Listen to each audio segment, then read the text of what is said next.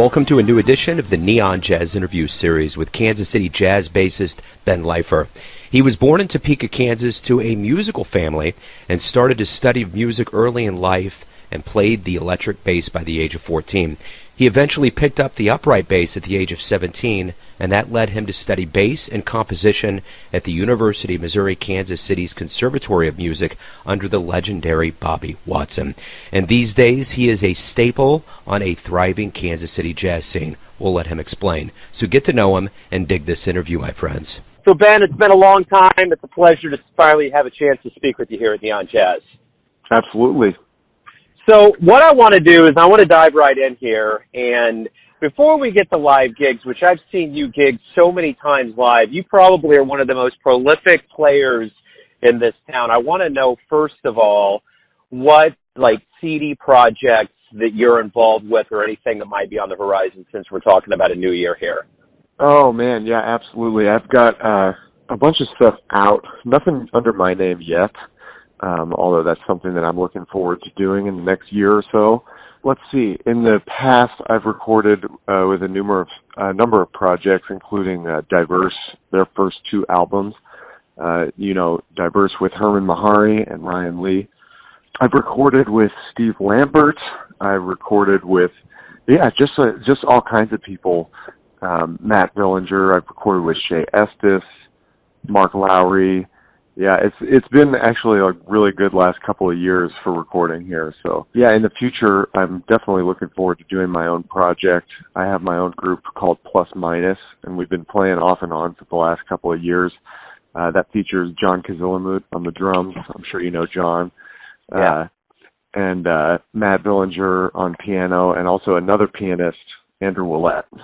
You know, the one thing, too, I guess I want to highlight, just so the audience and the world at large can know where to catch you, you're always out on the scene, whether, I see you at the Blue Room or at the Green Lady, the Black Dolphin.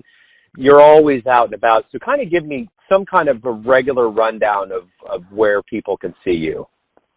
Yeah, sure. Every week I play at the Majestic on Tuesday and Wednesday night. That has been my longest running regular gig. I started on Tuesdays with Herman Mahari about 5 years ago, I want to say. And then when he left, Peter Schlam took the gig. So I play on Tuesday nights with Peter Schlam and Ryan Lee. And then on Wednesdays I play with Matt Villinger and Ryan Lee. So that's your best bet if you want to go see me play, because those are my regular gigs. But yeah, I try to get around and I try to play everywhere. This month I'm playing a lot at the Blue Room with just kind of all different kinds of people. So yeah. That's a good problem to have for sure. You're originally from Topeka, Kansas, and you come from a musical family. So give me an idea of what your childhood was like, how you got into music and even jazz. Yeah, I kind of got into it, and I guess you could say I came in backwards.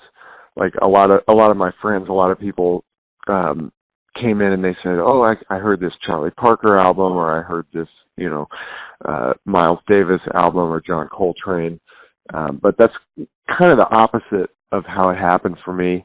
I started listening to, I guess in high school, like a lot of stuff like Bela Fleck and the Flecktones, because I had taken guitar lessons from a guy named Andy McKee.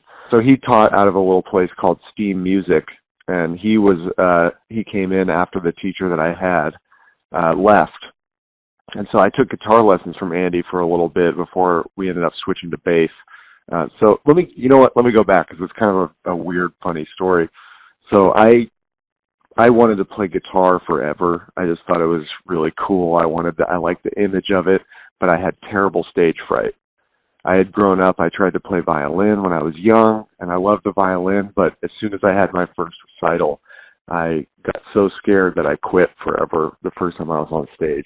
So years went by, and then I decided I wanted to try to pick up the guitar, and my parents bought me a guitar, and I had lessons with a guy there, and when Andy came in, it just so happened that around that time I had been sick home from school. I would guess I was like 13, maybe 12 or 13 at the time. And my brother, who's also a great musician, a great drummer, was really into Dave Matthews Band at the time, and he had ordered a DVD of some live performance of theirs, and it came the day that I was homesick. So I watched it. I didn't know who they were or anything, and I sat there and I watched it, and I just thought, man, the bass player, he's way in the back. He's doing all this great stuff, and he's cool, but he's standing way in the back, and he's not getting any of the attention, and that really gelled with me. So the next time I had a guitar lesson with Andy, I just kind of said, hey, can we try a bass? And he said, absolutely. So we picked up a bass and went back there, and that was kind of it. And yeah, he recommended to me that I check out Victor Wooten. So through Victor Wooten, I got to the Flecktones, and through them, I got to Jeff Coffin, the saxophone player. Started listening to stuff kind of on the back end, came in, and yeah, my family was musicians too, so I had access to a lot of music. Right on. So what about jazz? What musicians really got you going in the beginning? Yeah, sure. The first jazz record I think I really listened to a lot. The first one I really paid attention to was Michael Brecker, Time is of the Essence. And that was one that my brother was really into, and he used to drive me to school because when he got his driver's license, he would take me, we went to the same school. Yeah, he played that in the car all the time, and I really liked that album. It's really heavy, it's got Elvin Jones, Pat Metheny, I think 3 drummers on that, Bill Stewart, Elvin Jones, and Jeff Kane Watts, with Pat Metheny and Larry Goldings on organ. So it was a pretty good way to get started. I'd say so. So what was that first upright bass like? I mean, it's a big instrument. When you see it from the crowd, and being somebody that's never played it, it almost looks like a daunting instrument. Did it feel natural? How's it grown on you over the years? It looked like it was going to feel natural, but it really didn't. It took a while, because I started on electric bass, and growing up in Topeka was cool because it's kind of small. But we had stuff like the Topeka Jazz Festival, and my father would take me to that every year.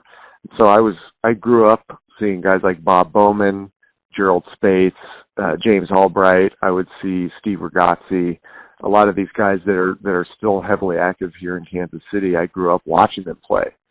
And I just remember one year just thinking how cool it was. I think it was the same year that Ray Brown actually was at that festival. And I didn't know who Ray Brown was. My dad was like, you should go see this. And I was like, yeah, sure, whatever. And we went in, and I think I sat there and I looked at him for a while and was like, yeah, let's go get lunch. So maybe my biggest regret musically. Yeah, I started to see those guys play, and I think we went to see Dave Holland play, and that was it. That was when I said, I want to try this. And my high school had upright bass, like student basses that they had in the corner, and I just asked the band teacher if I could take one home and just start working on it, and he said yes. So I took this beat up old bass home and I just started practicing, and it was really, really unnatural at first, but it came together. I think coming from electric to upright was maybe a good way to start. Interesting. So you've had some really great teachers over the years. Mm-hmm. You were one of the first classes to be with Bobby at UMKC. Curtis Lundy, you went to New York City for a while. So let's kind of peel back the onion layers of this education that you've got as a jazz musician. Let's start with Kansas City and Bobby's program down there at UMKC. Yeah. Bobby is definitely one of my biggest influences. He's been probably the best teacher I've ever had anything in my whole life. So I owe him the world. I think a lot of people feel the same that have come through that department there. And we're just really grateful that he decided to be here and do what he's doing. One of the things that he did so well was also bring in a lot of really great artists to work with. He would bring them in regularly. People that I don't think that you would really be exposed to normally in a conservatory in Kansas City or in, any city that's not New York, basically. So he was responsible for me meeting, like you said, Curtis Lundy, guys like Michael Carvin, who's been just another huge inspiration to me.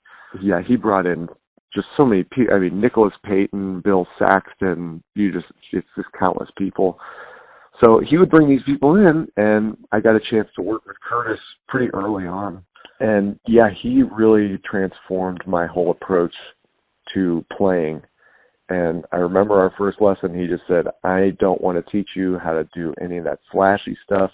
We're not going to learn, we're not even going to worry about soloing right now. I'm going to teach you how to work. And that's what I do. And I am going to show you how to do that so that you can work. Because especially as a bass player, that's what's important.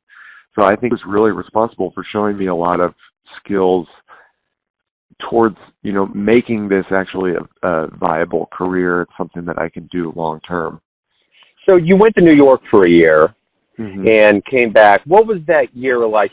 Obviously New York is the cauldron of jazz. That had to be a huge growth experience. Yes. New York is the cauldron of jazz, and I'll just go ahead and selfishly say so is Kansas City. Good. But yeah, New York is just bigger. There's more people, and it's a place you go to get your butt kicked, and that is what happened. It's rough. It's a rough place to live. It's a rough place to be a musician. The gigs don't pay very well. There's a ton of guys competing for all the same stuff that you're trying to do, and it's just, it's crazy there. So I was really glad that I went and spent that year living there on my own after school. I did not go during school, which I think was the right thing to do. Nothing against people who do that, but it just wasn't right for me. And I'm very, very glad that I did that, and fortunate I had the opportunity, but in the end I just kind of ran out of money. Speaking of Kansas City being a cauldron, I never like to bring any pretense up that any city's better than any other. We just have cradles of jazz in this country, and obviously the Kansas City scene is flourishing. There's so much going on. All I ever do is hear great things about it. So my question is this: why is Kansas City such a great place to not only be a player in the jazz scene, but to witness it live? There's a good mix of opportunities to just do, as I said earlier, to just work in the clubs, to get experience playing behind vocalists, to do, just like the day-to-day stuff. So there's this kind of undercurrent of really good chances to improve every day, get out on the grind, and just do what you do. And, a lot of guys, myself included, take every single gig as an opportunity to get better. And, you just kind of go day to day thinking of what you're working on, what you need to get better at, and you go, and it's just, I'm not really sure how to quantify that. It's just really, really good for musicians in general, especially rhythm section players. Now then, on top of that, you have these opportunities, maybe less frequently, but they're really, really crucial and important to do things where you're playing for like maybe a smaller group of people that is really listening. They're there to pay attention and hear you play. So you've got the Spine Showcase, you've got the Johnson County Community College noon recitals. There's all kinds of stuff like that goes on. Lori Chandler's project that she's doing, and I'm sure there's just tons of stuff like that. So it's a really, really healthy way to be a musician, I think. When you guys get on stage collectively as the scene, it almost looks like there's an effortlessness that goes into what you do, but what you're doing is actually difficult. And I realize that the more I witness live music. My question to you is this, more specifically. When you get on the stage and you do what you do, what's your personal philosophy? What do you want the audience to take away? What do you bring into a stage? Oh, man, that's a good question. There's a part of that that's different every night, where I think you've got to go into it being open to the mood of the audience, the mood of the other musicians, your own, state of mind, and what's happening. Because every time you go play, it's a different energy, and it's kind of your job to read it and match it, and then if you're good enough, to transform it. That's kind of my goal, I think, generally, is to be very, very open to what's going on. Everybody's different. We can just say that. And I can say as a bassist that part of what I do is managing everybody else's expectations and trying to be a pillar of the music and a strong point for people, like a home base for them to play off of. That's my general philosophy. Right on. So at this point, you've obviously dedicated your life to jazz. You've had a long, winding road in it. Are you happy with where you're at in your jazz career? Yes and no. I definitely wish I was able to do more. I think everybody does, but where I'm at right now, I like the opportunities that I have to play. I like who I'm able to play with. I like that I more or less have a choice, and that I've been able to carve out my little corner here in the scene. I definitely have goals, but I'm also, not going to be just a musician forever. So there's that too. I don't know if you want to talk about that at all, me going into medicine as well, but yes, I think in general I am very happy with where I'm at right now, and I'd like to just continue to improve. There is always that yin and yang, so let's talk about the medicine. Kind of talk to me a little bit about this duality. It has been an interest of mine for a very long time, and I think when I came back here from New York, I realized that I needed more in my life. I needed more than just playing and doing the gigs, and obviously I think it's kind of stereotypical to move back from New York and be really kind of dark and a bit jaded, and that does happen.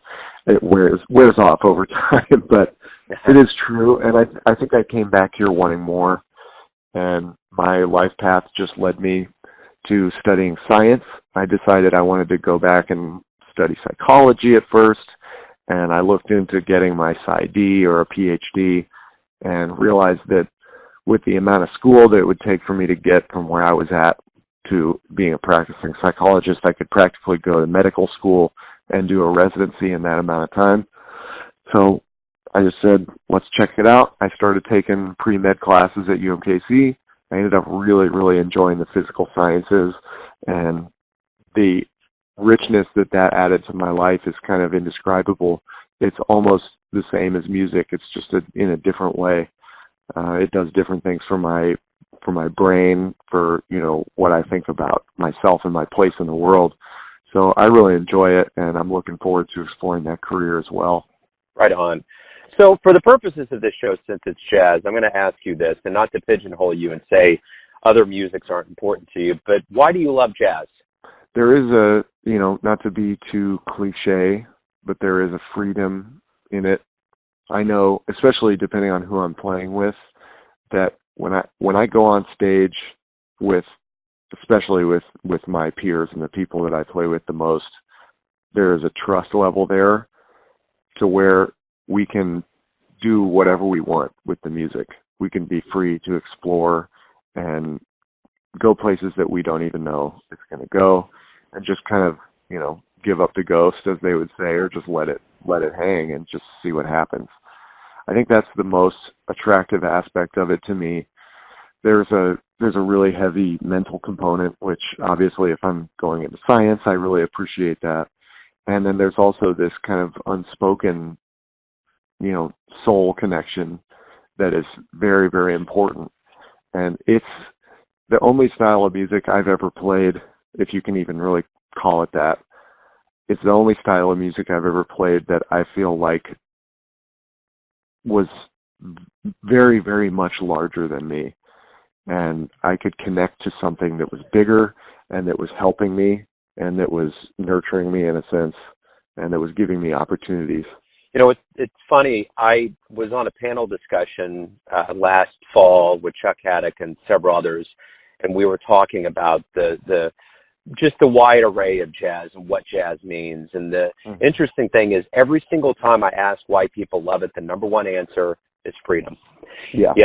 It is, and it always is, and that's the thing that's always reverberated with me. And I know sometimes it might sound cliche or certain things, but that's just the feeling, and that's great. I mean, that's what you want in anything. So my final question to you is this. Everyone has an interpretation or a version of who they think you are, your family, your friends, your fans, but you know who you are best. So tell me, who do you think you are? I love that question.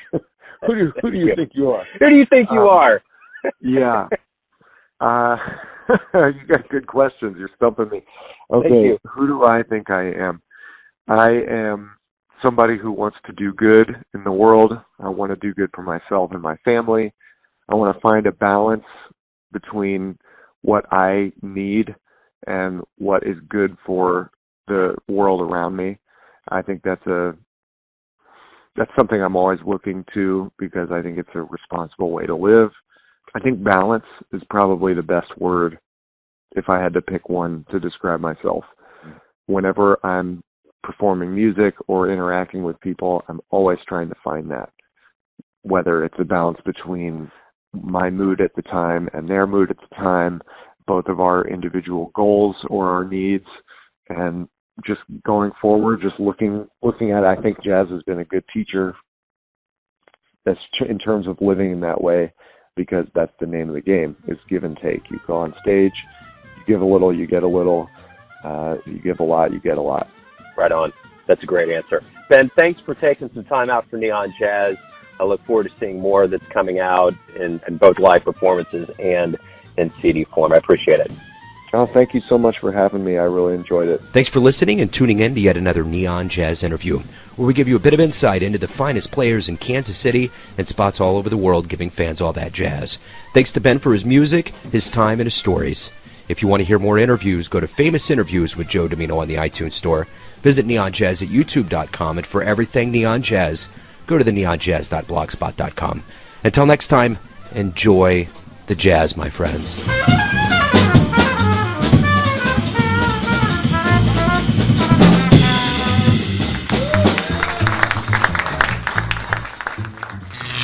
Neon Jazz.